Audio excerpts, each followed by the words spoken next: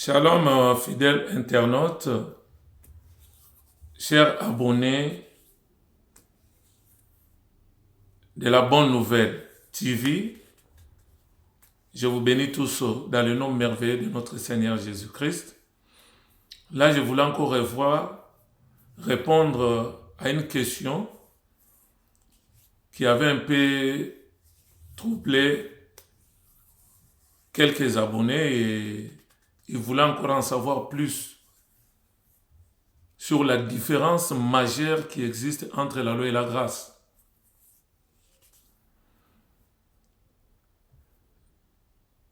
Je sais qu'il y a beaucoup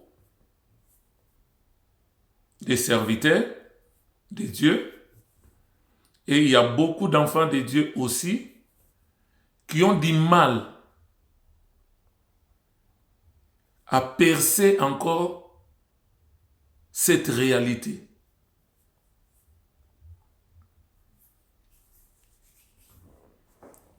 La différence majeure qui existe entre la loi et la grâce est celle-ci. Dans la loi, c'est Dieu qui exige à l'homme une certaine chose que l'homme ne pourra pas accomplir. Mais par contre, dans la grâce, c'est Dieu maintenant qui pourvoit pour l'homme.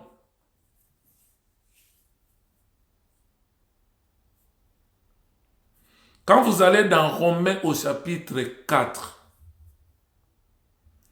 la Bible dit, l'ouvrier mérite son salaire.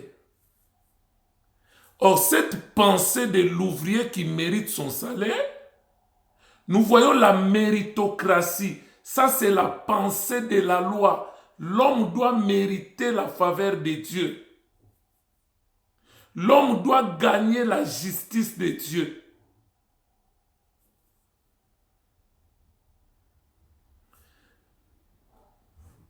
Le salaire qu'on donne à un ouvrier est l'équivalent de l'énergie ou de la force qu'il a fournie durant une période.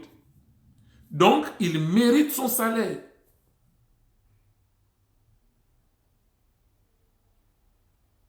Maintenant, la Bible dit dans Romains 4,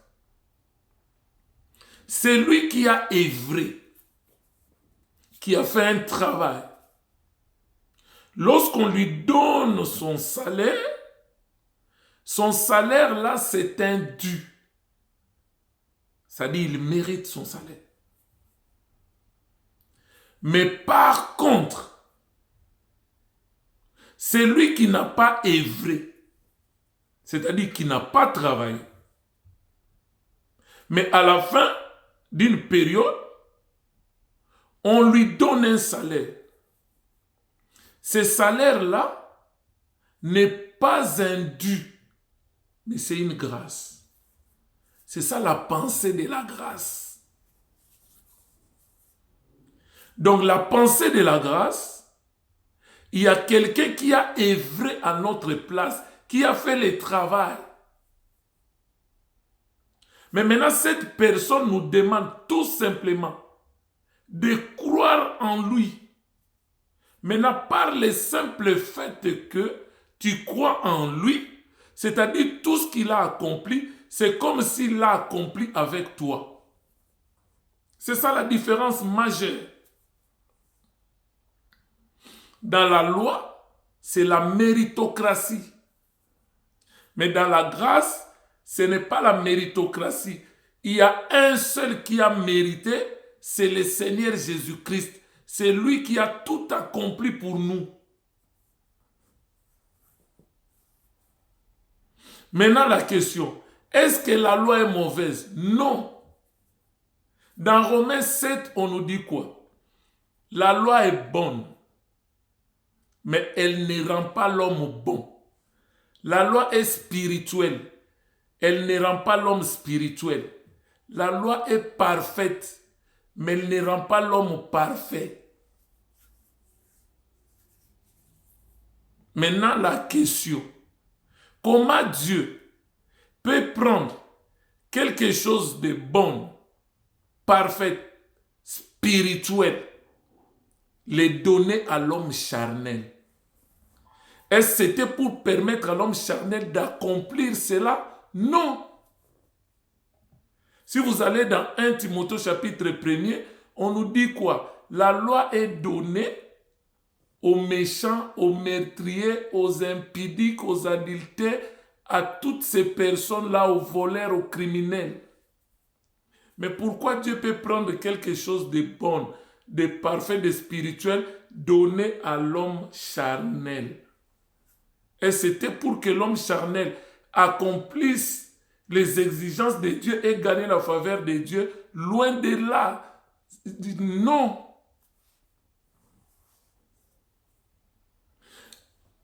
Dieu a donné la loi à l'homme pour montrer à l'homme son incapacité de satisfaire les exigences de Dieu, son incapacité de plaire à Dieu par les œuvres.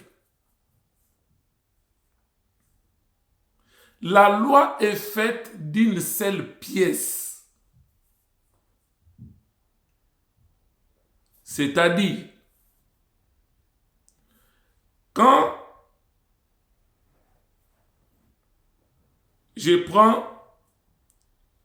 une vitre d'une porte, c'est fait d'une seule pièce. Maintenant, quelqu'un qui vient, qui fait un petit trou, il perce sur cette vitre. Et l'autre vient, il prend une pierre, il jette, il fracasse tout en miettes. Entre les deux, vous me direz que celui qui est plus coupable, c'est celui qui a jeté une pierre, qui a cassé toute la vitre. Le moins coupable, c'est celui qui a fait ne fût-ce qu'un petit trou. Ça, c'est la compréhension humaine. Mais selon les principes de la loi, comme la loi est faite d'une seule pièce, les deux sont coupables. Au même titre. C'est ce qui explique Jacques chapitre 2, le verset 10. Il dit, si tu obéis à tous les commandements de Dieu, mais lorsque tu transgresses un seul commandement, tu deviens coupable envers tous les commandements que tu as accomplis. Dis-moi, qui va s'en sortir dans cette condition? C'est là où maintenant nous tous, nous étions tombés, plongés dans la malédiction de la loi. La Bible dit maudit soit celui qui accomplit tous les commandements de Dieu, mais qui transgresse un seul commandement, il devient coupable envers Dieu, envers le commandement. D'office, il est plongé dans la malédiction. Et cette malédiction-là de la loi est plus forte que vos malédictions familiales. C'est pourquoi il a fallu que Christ vienne pour nous délivrer de la malédiction de la loi, afin de nous introduire dans la grâce, dans la bénédiction. Nous avons été formatés mal. Voilà pourquoi aujourd'hui, il y a encore des serviteurs qui prêchent encore la loi, qui prêchent encore la méritocratie dans l'église à ce temps de la grâce. C'est regrettable.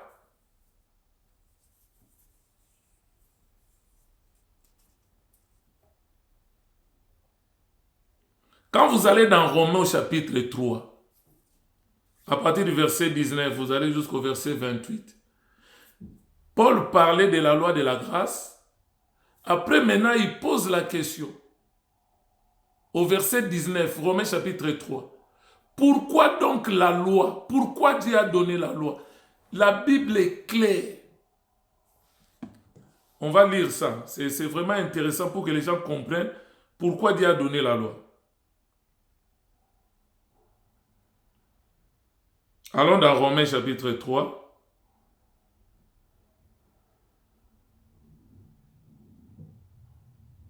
Romains chapitre 3.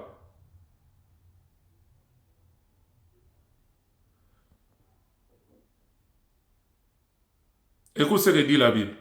Or, nous savons que tout ce que dit la loi, elle le dit à ceux qui sont sous la loi. Donc la loi exerce son pouvoir sur ceux qui sont sous la loi. Mais nous ne sommes plus sous la loi, mais nous sommes sous la grâce. Il exerce son pouvoir sur ceux qui sont sous la loi, afin que toute bouche soit fermée et que tout le monde soit reconnu coupable devant Dieu. C'est-à-dire la loi est venue pour nous fermer la bouche, pour ôter aux hommes toute excuse. La loi ne pardonne pas. La loi est faite d'une seule pièce, c'est tout ou rien. Quand nous prenons en Israël, ils ont à peu près 613 lois. Vous ne pouvez pas dire à la loi, j'ai fait mon effort, j'ai accompli 612. J'ai raté seulement la 613e loi. Pour la loi, c'est lui sur les 613 qui a accompli un seul commandement et qu'il a transgressé 613, 612. Et c'est lui qui a fait l'inverse. Il a accompli 612. Il a manqué un. Vous deux, vous êtes coupables au même titre et vous êtes dans la malédiction. Mais pourquoi on a du mal à comprendre cette vérité? La loi est venue pour nous fermer la bouche, pour ôter toute excuse. Dans 2 Corinthiens chapitre 3, les versets 7 à 9, la loi, on l'appelle les ministres de la mort et de la condamnation. La loi est venue pour nous condamner et nous tuer.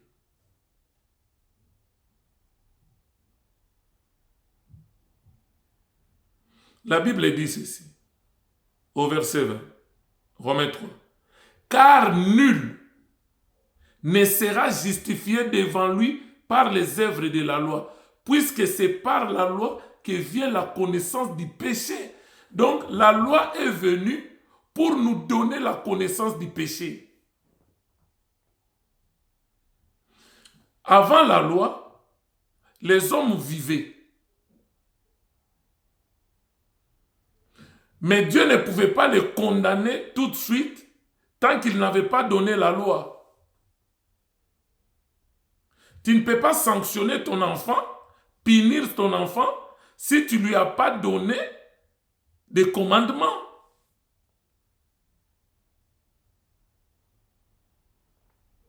C'est ça le principe.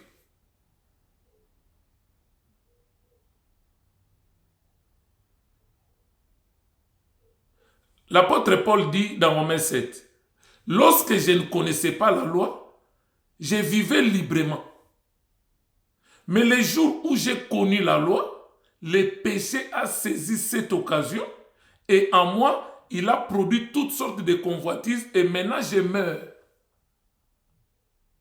Donc ça veut dire, tant que Dieu n'avait pas donné la loi, les hommes vivaient librement, mais tout en commettant les péchés, pendant que le péché est mortel, pendant que le péché est comme un cancer qui est en train de détruire l'homme à petit feu.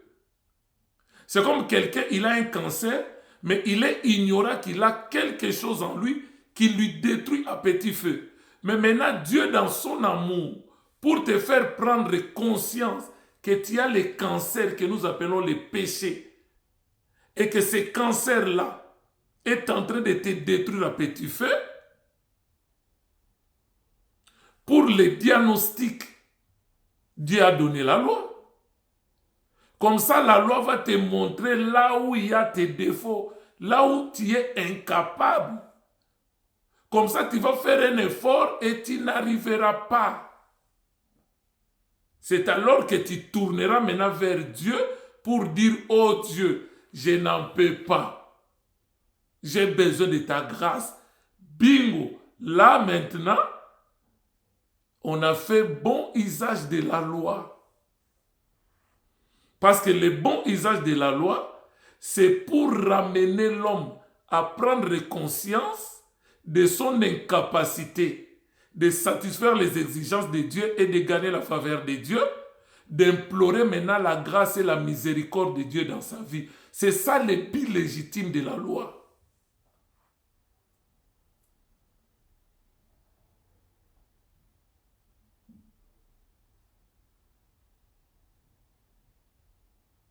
Maintenant, la Bible dit quoi?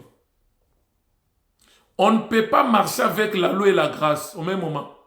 Les deux s'excluent. C'est comme les jours et la nuit. C'est pourquoi la Bible dit, celui qui veut rester dans les principes de la loi, il est déchu de la grâce. On ne peut pas prendre les deux, soit l'un, soit l'autre. Si tu veux la loi, tu veux la méritocratie, tu es déchu de la grâce. Ça dit quelque part, tu rejettes en bloc tout ce que Christ a accompli pour toi à la croix de Golgotha.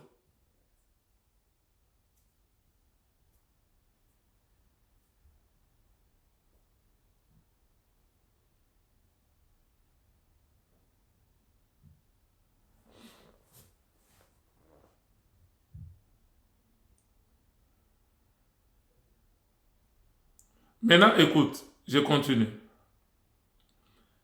Mais maintenant, sans la loi, est manifestée quoi? La justice de Dieu. Parce que la justice de Dieu, aucun homme, aucun descendant d'Adam ne pouvait l'obtenir par l'observance de la loi ou des commandements de Dieu. Jamais. Maintenant, on dit sans la loi est manifestée la justice de Dieu à laquelle rend témoignage la loi et les prophètes. C'est-à-dire tout ce que disaient la loi et les prophètes trouve son accomplissement en Christ, dans la grâce. L'ancienne alliance, on dit, c'était l'ombre des choses à venir. Mais le corps est en Christ. Tous les sacrifices que les hommes faisaient, les sacrifices animaux, pour les péchés, pour la purification, pour toutes ces choses, la Bible dit, dans Hébreux 10, Dieu n'a agréé ni sacrifice, ni offrande, ni holocauste pour les péchés. Et il m'a formé un corps, ô Dieu, pour faire ta volonté. Donc quand Christ est venu, c'est lui le sacrifice parfait. Et à la croix, ce que nous devons comprendre, mes bien-aimés, il y a eu échange. C'est-à-dire Christ a pris tout ce qui était de nous sur lui. Il est devenu péché et il nous a donné tout ce qui était de lui. Il nous a donné sa justice. Il nous a donné sa bénédiction. Lui, il est devenu malédiction. Il nous a donné sa justice. Lui, il est devenu péché. Et il est mort à cause du péché de l'homme commis dans le jardin d'Éden par Adam et Ève.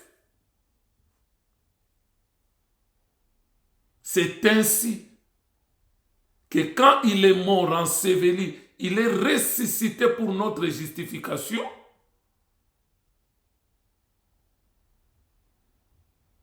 Nous ne sommes plus sous la malédiction.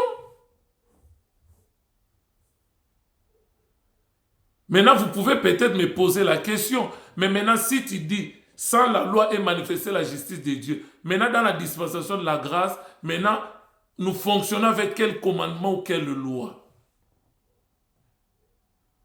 Allez dans l'épître de Paul aux Hébreux, au chapitre 7. La Bible dit, Si les premiers sacerdoces, les sacerdoces de Moïse, les sacerdoces gravés sur des tables de pierre, les sacerdoces des 10 commandements de Moïse n'étaient pas sans faille, on ne pouvait pas les remplacer. Il y avait des imperfections dans ces sacerdoces. Voilà pourquoi on devrait les remplacer. Maintenant, la Bible dit, si les sacerdoces changent, il y a lieu aussi que la loi change. Mais maintenant, nous sommes régis par quelle loi? Par la loi royale. Or, la loi royale, c'est quoi? C'est l'amour. Parce que l'amour, c'est l'accomplissement des commandements de Moïse.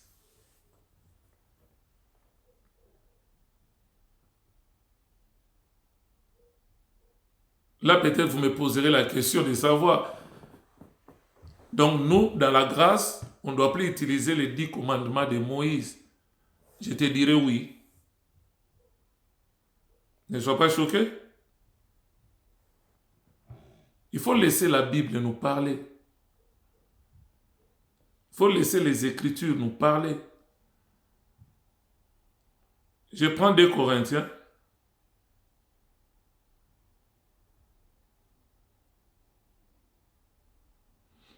2 Corinthiens, chapitre 2, je prends le verset 7 à 9. Écoute ce que dit la Bible. Mais bien aimé, laissez la Bible nous parler, s'il vous plaît. Or, si le ministère de la mort, quel est le ministère de la mort? Gravé avec des lettres sur des pierres, a été glorieux. Quel est le ministère qui a été gravé sur des tables de pierre? C'est le ministère de Moïse. C'est ça la loi, c'est ça le commandement. On dit maintenant, si ce ministère qui a été gravé sur des tables de pierre était glorieux au point que les fils d'Israël ne pouvaient pas fixer les regards sur le visage de Moïse à cause de la gloire de son visage, bien que cette gloire fût passagère. Maintenant, à combien le ministère de l'Esprit? Nous sommes dans le ministère de l'Esprit. Nous ne sommes pas dans le ministère des 10 commandements. C'est simple que ça, mes bien-aimés. Ma prière à cet instant, que le Saint-Esprit nous éclaire, nous illumine, pour que nous puissions pénétrer cette vérité. Et c'est cette vérité qui a franchi, frère. Il dit, à combien plus, regarde la comparaison, le ministère de l'Esprit ne sera-t-il pas plus glorieux? Verset 9. Si le ministère de la condamnation, au verset 7, on appelle ça le ministère de la mort. Maintenant, au verset 9, on dit le ministère de la condamnation. Donc, la loi n'est pas venue pour plébisciter l'homme, pour dire vraiment, tu m'as accompli à 99%. Bravo, non. Tu as accompli à 99%, les 1% que tu rates là, la loi doit pointer les doigts sur les 1% que tu manques. Il te dit 0. Tu as échoué, tu es plongé dans la malédiction.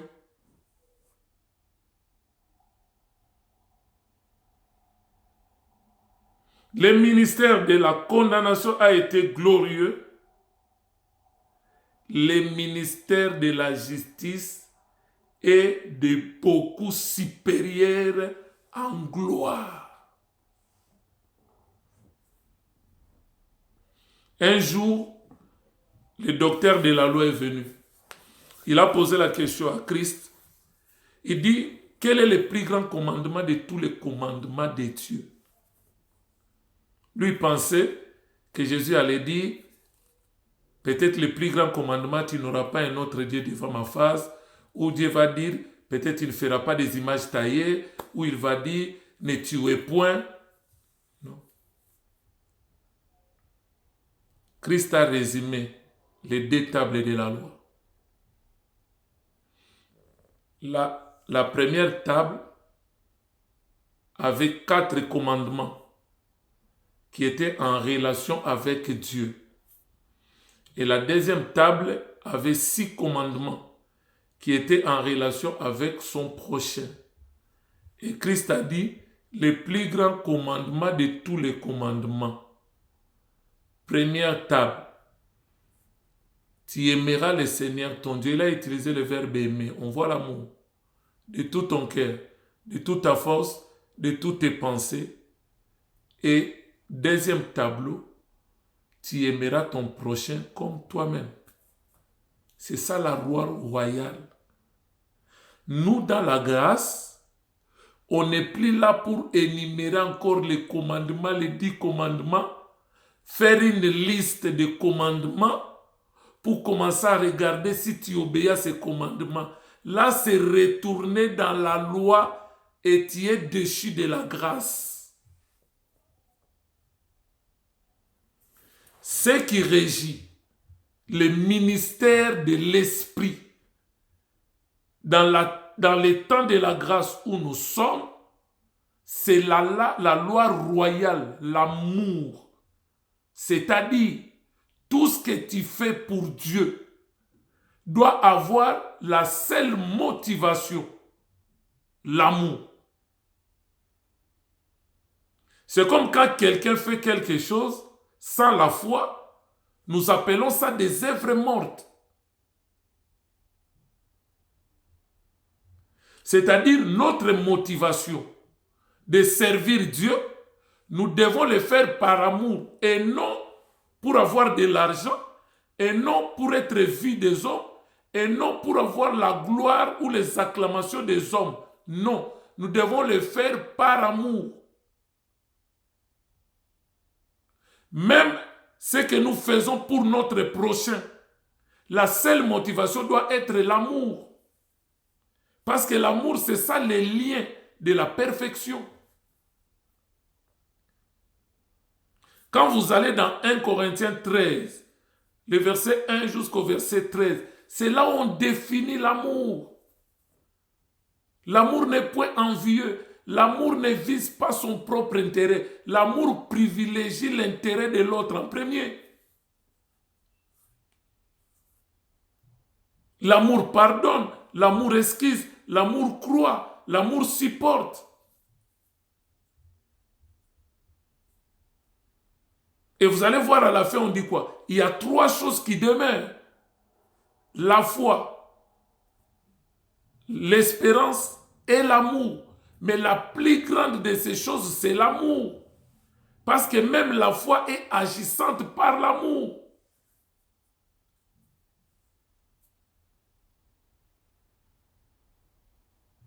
Dans Matthieu 5, le verset 43 à 48, la Bible dit quoi? Vous avez appris avec Moïse dans la dispensation de la loi. Aimez ton prochain, c'est-à-dire les Juifs entre eux. Mais haïssez vos ennemis, c'est-à-dire tous les non-juifs étaient considérés comme des ennemis. Mais Jésus a dit quoi? Aimez vos ennemis. Aimez ceux qui vous persécutent, qui vous maudissent, qui vous font du mal. Mais aujourd'hui, dans les combats spirituels, on nous apprend à prier contre ces gens, à demander le feu pour détruire ces gens. Ça, c'est la mauvaise compréhension de l'évangile, de la bonne nouvelle du royaume. On dit bénissez-les, ne maudissez pas. C'est en cela qu'on saura que vous êtes les enfants du Dieu très haut. Pourquoi on a du mal à pénétrer ces mystères? Pourquoi on a du mal à pénétrer cette portion de l'Écriture?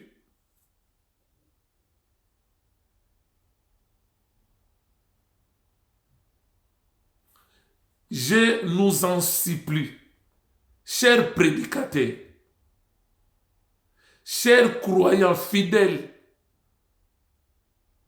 dans la grâce, tout ce que nous pouvons obtenir de Dieu est immérité.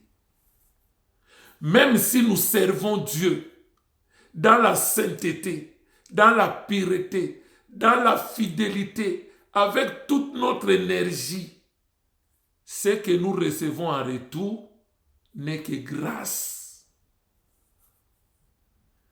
J'aime bien les cantiques de notre frère à Toms. Tout est grâce, tout est grâce. Il n'y a rien de mérité. Dans la dispensation de la grâce, il n'y a pas la méritocratie. Il y a un seul homme qui a mérité et qui a gagné la faveur de Dieu à cause de sa piété. C'est le Seigneur Jésus-Christ. Maintenant, ce que Jésus nous demande, c'est de croire en lui, d'accepter ce qu'il a accompli comme l'œuvre de la rédemption, l'expiation qu'il a fait.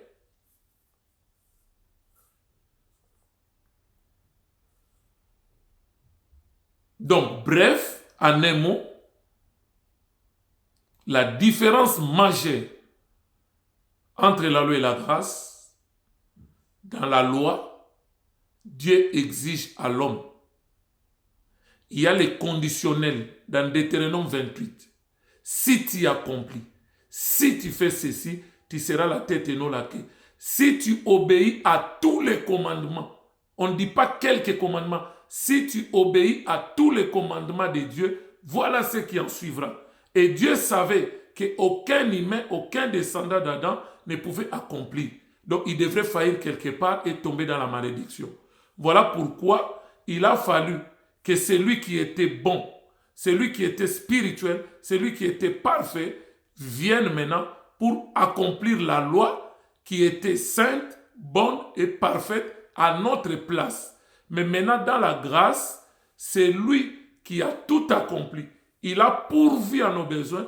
Il nous demande tout simplement de croire en lui. C'est ça la différence majeure entre la loi et la grâce. Que l'Éternel vous bénisse.